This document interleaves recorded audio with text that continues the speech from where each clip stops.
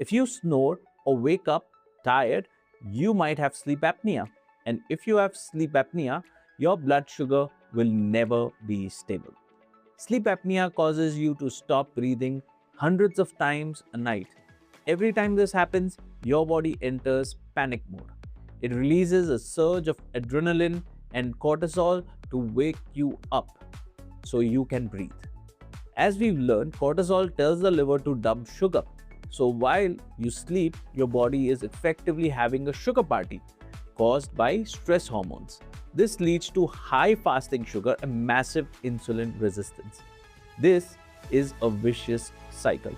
Obesity causes sleep apnea, and sleep apnea makes it impossible to lose weight because of high insulin.